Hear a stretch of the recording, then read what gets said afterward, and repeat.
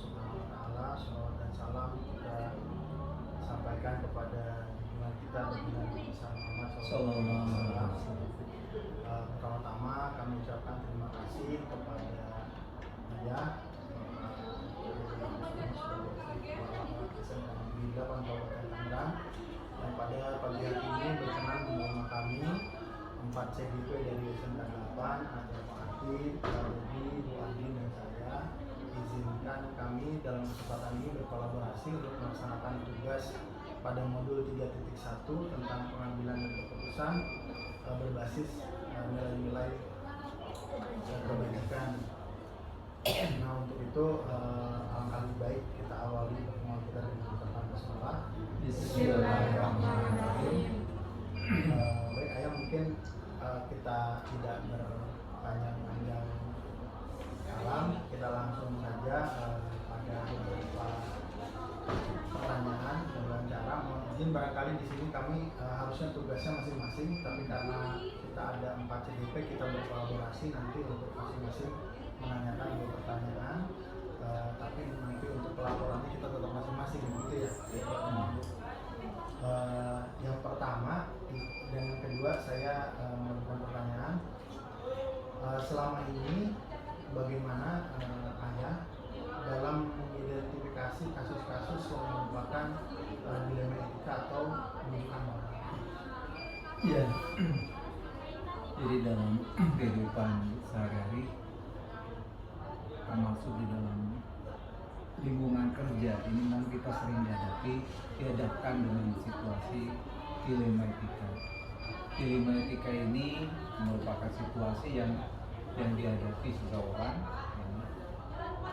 di mana keputusan mengenai perilaku yang layak harus diambil, harus dibuat. Ada beberapa cara dalam mengatasi kasus-kasus ini. Yang pertama, apakah ini tujuan baik atau di awal baik atau barangkali di akhir baik. Kemudian ada loyalitasnya ini, jadi dua-duanya memang bagus. Kemudian ada yang sesuatu yang disembunyikan. Kalau ngomong seperti ini, khawatir ada yang tersinggung sehingga disembunyikan.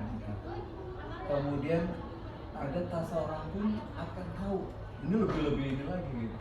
Yang tahu hanya kepala sekolah misalnya seperti itu. Dan ada bisa jadi semua orang juga bisa melakukan. Nah, bagaimana di kita ini di SMK 8 ini. Nah, kalau kaitannya dengan siswa, misalnya masalah dengan siswa, itu ada asesmen awal. Asesmen awal ini yang dilakukan oleh, misalnya tidak hadir, itu dilakukan oleh piket. Nah, kemudian hari kedua nggak hadir, maka pemanggilan oleh wali kelas dengan bersama-sama dengan PPBK dan seterusnya seperti itu. Nah, sehingga nanti ada titik sekian pemanggilan orang tua, maka diberikan peringatan pertama misalnya. Kemudian kalau nanti sekian misalnya diberikan peringatan kedua dan seterusnya. Nah, itu yang dilakukan oleh Terima kasih ya. Kemudian selama ini bagaimana saya menjalankan pengambilan keputusan, terutama pada kasus-kasus yang memiliki 2 kepentingan yang sama-sama benar atau sama-sama bernilai mengandung nilai-nilai kebajikan. Yang pertama, kita identifikasi masalahnya. Nah, misalnya ada seorang guru diundang untuk workshop. Nah, workshop yang undang misalnya dinas pendidikan. Satu sisi, guru ini kan untuk mengembangkan kompetensi. Satu sisi lain, dia juga ngajar. Nah, ini. Jadi maka apalagi misalnya workshopnya sampai memakan waktu beberapa hari, 3 hari sampai 1 minggu, bahkan ada yang kalau reskilling, skilling itu sampai sekian berbulan-bulan gitu. Nah, maka itu langkah yang kedua guru itu diajak diskusi. Gitu. Nah, kemudian itu akan melibatkan siapa? Melibatkan tim manajemen, kurikulum, kemudian wali kelasnya juga harus tahu, kemudian MGMP guru mata pelajaran itu sendiri gitu. Nah, sehingga dengan hasil diskusi itu maka ada yang nimpal gitu. Ada yang melihat, sehingga dua-duanya bagus. Anak tidak dirugikan, guru ini juga punya kompetensi. Itu dia yang dikembangkan. Mungkin akhirnya ya sudah jelas sih tadi ya saya disampaikan ayah, namun mungkin ada beberapa yang kami tanyakan juga. Mungkin ketika ada keputusan yang harus diambil, mungkin ada langkah-langkah atau prosedur khusus yang biasa dilakukan pada saat yang harus mengambil keputusan. Biasanya sih langkah-langkah dan prosedur apa sih yang biasanya ayah lakukan? Langkah-langkah atau prosedur seperti apa yang bisa dilakukan. Nah, itu yang pertama mengidentifikasi pertanyaan etika yang dilakukan yang ada. Ini masalahnya apa? Nah, kemudian yang kedua membuat daftar semua fakta yang relevan.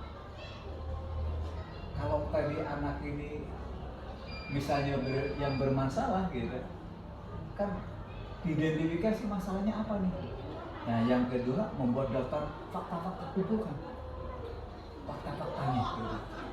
Yang ketiga mengidentifikasi pemangku kepentingan di dalam lima, ya berarti kan ada di situ. Kalau masalahnya terhadap siswa, ada wali kelas, ada PP, ada orang tua gitu, ada anak itu sendiri gitu. Nah, kemudian yang keempat, apa saja opsi yang bisa dilakukan, yang bisa diambil gitu. Yang kelima, opsinya apa, kemudian apa yang harus, yang kelima apa yang harus dilakukan. Setelah ada opsi, opsi satu ini, opsi satu ini, yang kedua, ketiga dan seterusnya, maka kita ambil apa yang harus dilakukan.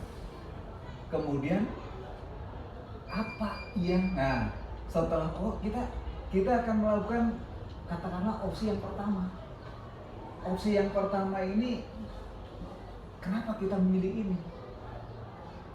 Pembenarannya atau kalau kaitannya dengan siswa, untung ruginya apa gitu kalau kita ngambil opsi yang pertama misalnya. Gitu. Oh, anak ini misalnya kenapa kok kita pertahankan anak ini? Karena latar belakang, kalau anak ini sampai pindah, kemungkinan besar dia nggak akan sekolah karena orang tuanya ekonominya sangat kurang misalnya. Nah ini, maka kita pertahankan di sini. Sehingga ada bahasa saya, barangkali kita tuh kasih motivasi aja saja gitu anak ini gitu. Minimal sampai lulus saja gitu. Nah, ini karena ya tadi itu pertimbangan tadi gitu. Kemudian itu yang kenapa kita pilih opsi itu gitu. Yang terakhir, ya, bagaimana masalah etika ini, ya kalau misalnya ini, kalau satu sisi seperti itu, sisi yang lain ini, oh iya, yang menguntungkan yang ini gitu. Maka kita milih yang tadi opsi yang satu misalnya. Nah, yang lainnya bisa dicegah seperti itu. Itu langkah-langkah, ada 7 langkah itu yang diambil. Nah, kalau yang ringkas ya step by step gitu. Nah, itu yang kita lakukan terus seperti itu. Dari langkah tadi ada 7 langkah ya. Ya. 7 langkah mungkin mungkin ada hal-hal yang efektif dan efisien gitu dalam mengambil keputusan pada kasus-kasus di negara kita tadi yang biasanya ini lebih efektif itu biasanya apa ya? Ya, memang kita ada dua ya pendekatan yang harus dipegang ya. Kadang-kadang menjadikan juga dilematis. Yang pertama aturan, yang kedua kemanusiaan atau peduli ya. Ini juga sering kali ini. Iya, jadi menjadikan ini. Nah, akhirnya dari dua pijakan itu maka yang diambil itu pengambilan efektif adalah win-win solution. Jadi apa kalau kita ambil ini keuntungannya apa? Ada win-win solution. Kemudian yang kedua ada pendekatan humanis, humaniora, pendekatan. Kalau pendekatan klasikal barangkali akan lebih umum, tapi kalau pendekatan humanis ini apa masalahnya? Anak ini kok bermasalah kenapa? Atau guru ini bermasalah kenapa? Ada pendekatan yang humanis. Nah, sehingga dia akan lebih terbuka. Nah, kemudian yang ketiga itu terbangunnya trust, kepercayaan. Nah, sehingga kepada siapa, baik teman sejawat maupun anak, misalnya masalahnya pada anak, ini mengungkapkan, mencurahkan unek-uneknya, atau dia curhat gitu. Curhatnya kepada siapa? Dia percaya kepada siapa gitu. Dia terbangunnya. Itu kayaknya rasanya yang paling efektif itu ya. Baik Ayah, untuk pertanyaan selanjutnya nih dalam pengambilan keputusan karena dilema ya, kasus-kasus dilema etika. Ini hal-hal apa yang biasanya menjadi tantangan Ayah? Ya. Hal apa yang menjadi tantangan dalam pengambilan keputusan dalam dilema etika? Yang pertama pasti adanya pro dan kontra. Pro dan kontra dalam keputusan. Nah, yang kedua, gini tantangannya, apalagi kasus itu melibatkan ordal, orang dalam, melibatkan teman-teman tanda kutip, ya, nggak usah jelasin tanda kutip yang di luar, pihak-pihak ketiga yang seperti itu. Ini kadang-kadang kan kita, aduh, riwah gitu ya. Iya. Kemudian yang ketiga, kalau kasus itu menyangkut nama baik sekolah, nah, itu juga menjadi tantangan. Ya, menyangkut nama baik sekolah gitu. Nah, yang keempat tantangannya apabila yang dilanggar adalah keputusan bersama. Pagi ngomong tempe, sore tahu. Nah, itu juga sangat-sangat menjadikan tantangan. Kemudian Ayah, apa Ayah punya tata laksana atau jadwal tertentu dalam sebuah penyelesaian kasus? Apa Ayah langsung menyelesaikan di tempat atau memiliki jadwal khusus gitu untuk menyelesaikannya? Bentuk atau prosedur seperti apa yang biasa Ayah jalankan? Yang pasti, yang pertama, jadwal tidak pernah disiapkan karena munculnya kasus dilema etika ini kan juga nggak pernah dijadwalkan gitu. Ya, tidak pernah dijadwalkan gitu. Nah, kemudian karena tidak dijadwalkan, kemudian setelah terjadi, nah, kita harus mengenali kasus tersebut, dikenali kasus tersebut. Kemudian yang berikutnya, siapa saja yang terlibat dalam kasus tersebut. Setelah dikenali, langkah berikutnya maka siapa saja yang terlibat gitu. Nah, kalau yang terlibat 1 sampai 2 orang, langsung selesaikan saat itu. Ya kalau ya hanya 1-2 orang kan, dah ini apa masalahnya gitu. Kalau ada yang perlu dibicarakan, nggak perlu gontok-gontokan, nggak perlu otot-ototan, selesai. Tapi kalau yang langkah berikutnya, kalau melibatkan orang banyak, maka kita undang pihak-pihak yang terkait, pihak-pihak. Nah, misalnya orang banyak ini melibatkan satu kelas misalnya, otomatis pihak-pihak terkait yang terlibat siapa saja? Anak tersebut, kemudian orang tuanya, terus permasalahannya dengan apa misalnya? Kalau masalahnya misalnya apakah itu anak itu tawuran, nah berarti kan yang tawuran sana juga diundang anaknya, orang tuanya juga diundang, pihak kepolisiannya juga diundang. Nah itu kalau melibatkan orang banyak. Kemudian penyelesaiannya harus cepat. Supaya apa? Supaya tidak melebar dulu. Ya jangan ditunda-tunda.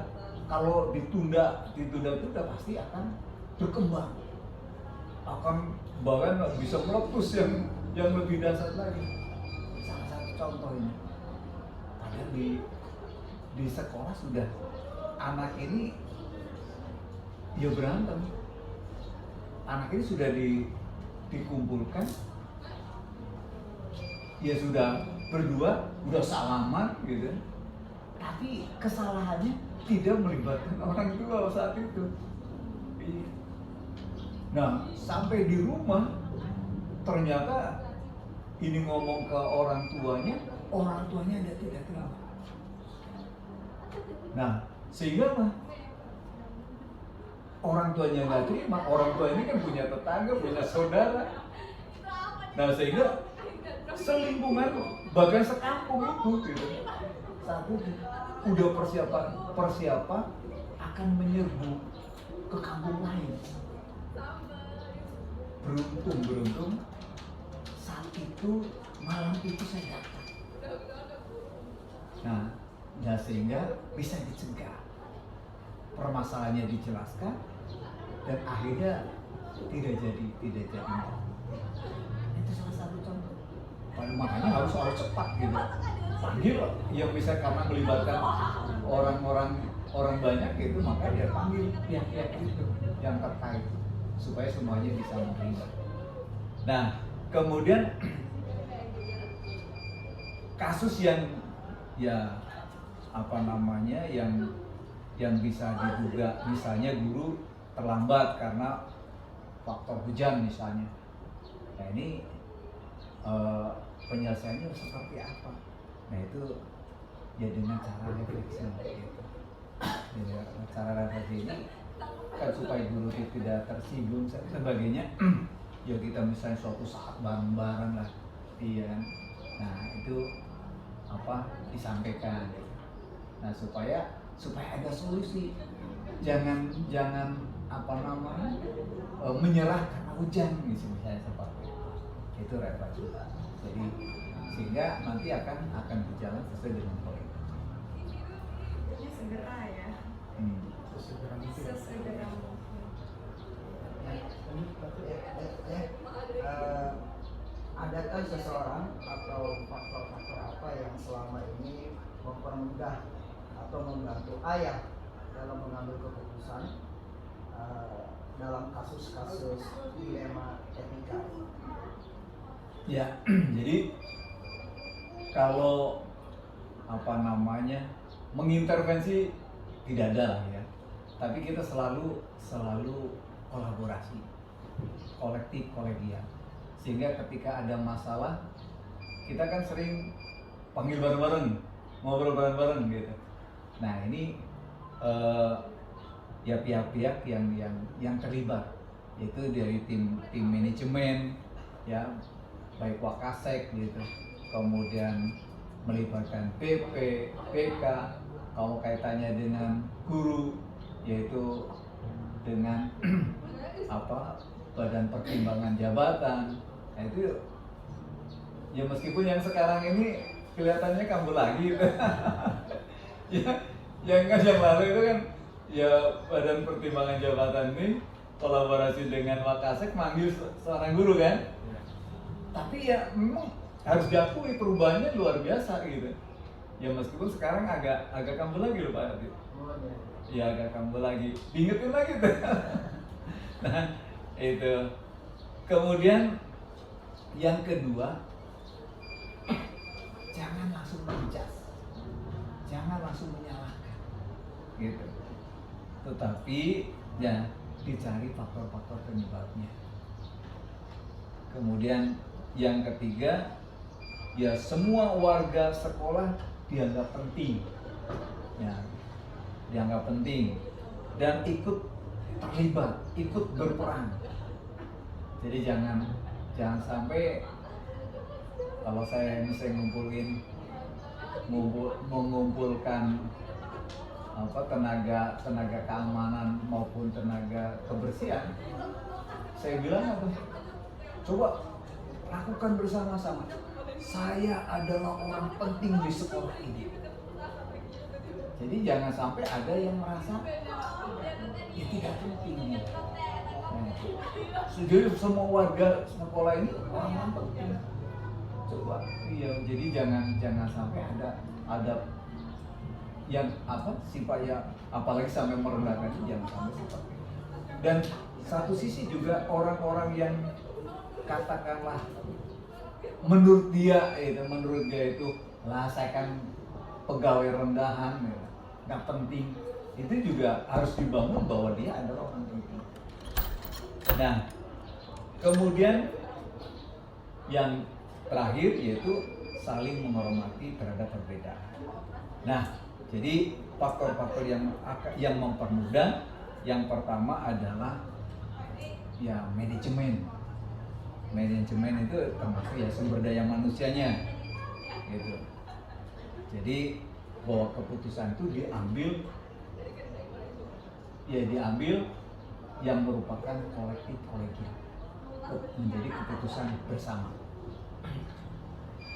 Contoh, ya ada anak pindahan misalnya, mau pindah sama-sama dari negeri. Satu sisi kita agak berat gitu menerima pindahan. Ya, sisi yang lain, ya kebenaran anak ini anak yatim, kemudian yang mencari nafkah ibunya pun sudah sepuh. Nah, kemudian rumah yang ditinggali pun numpang.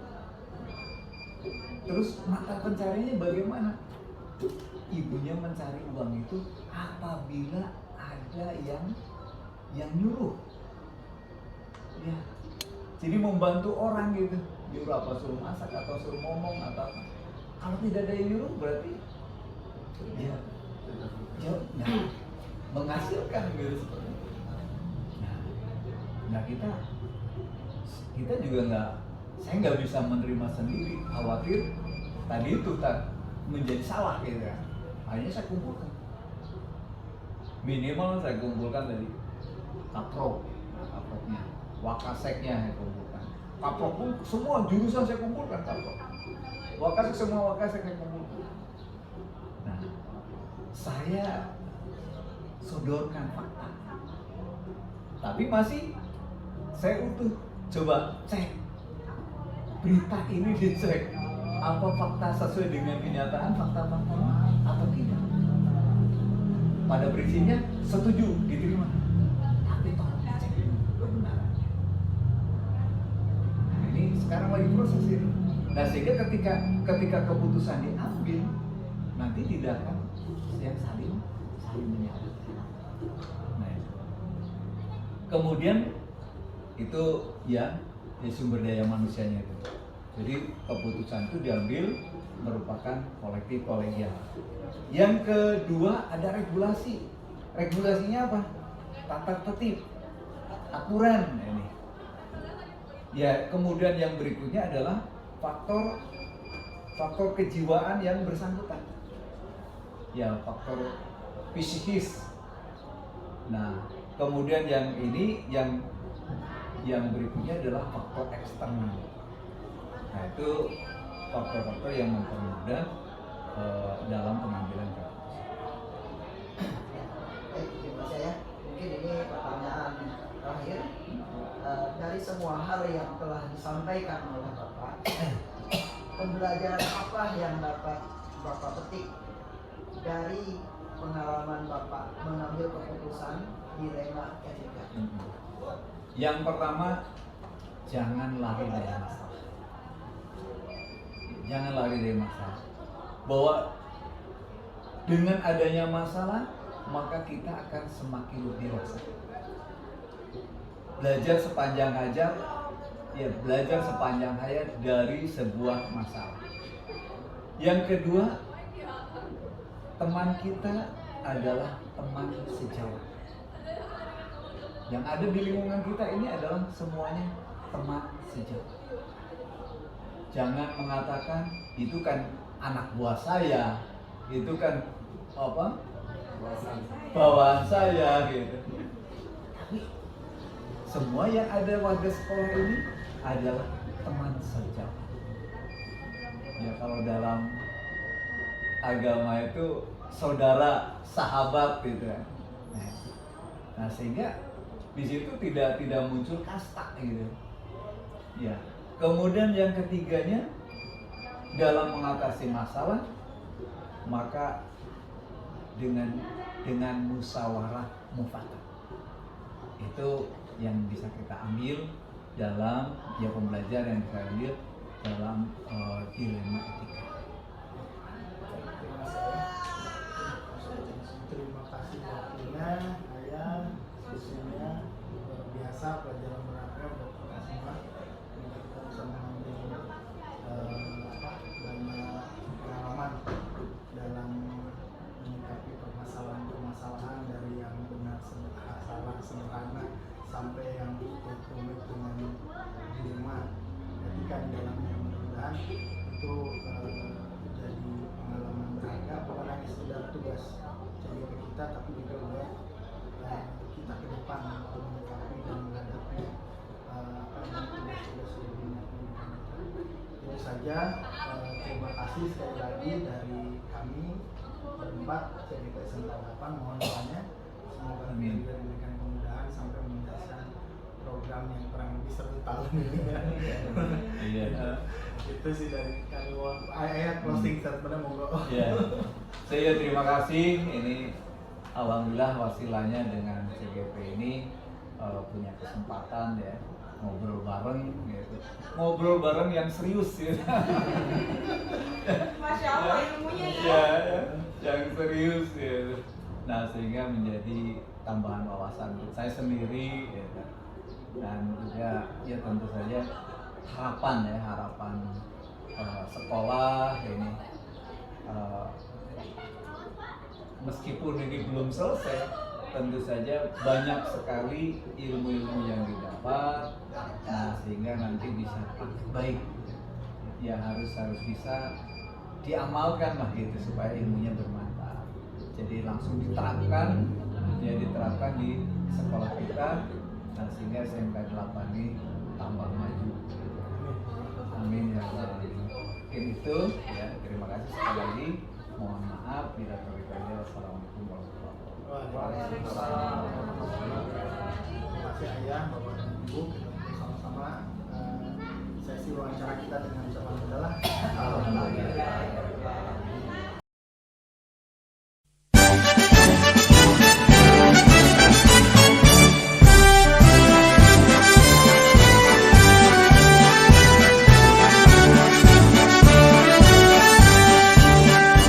Bulatkan tekad, kuatkan hati. Negeri ini memanggilmu kawan. Belajar bergerak berbagi untuk negeri. Guru penggerak majukan pendidikan. Guru penggerak menghamba pada murid. Kreatif rancang pembelajaran. tingkatkan prestasi, lahirkan profil pelajar Pancasila. Belajar, bergerak, berbagi untuk negeri, kita menjalin kolaborasi. Belajar, bergerak, berbagi untuk negeri, demi bakti pada Ibu Pertiwi.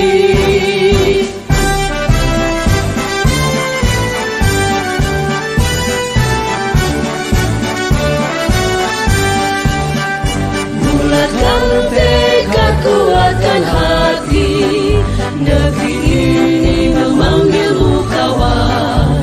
Belajar, bergerak, berbagi untuk negeri, guru penggerak, majukan pendidikan. Guru penggerak menghamba pada murid, kreatif rancang pembelajaran.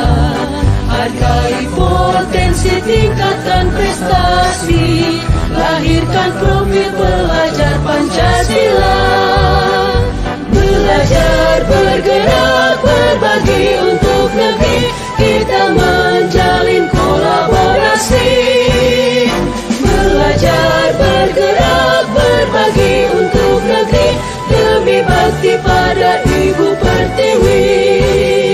Belajar, bergerak, berbagi untuk negeri, kita menjalin kolaborasi. Belajar, bergerak, berbagi untuk negeri, demi bakti pada Ibu Pertiwi. Demi bakti pada Ibu Pertiwi.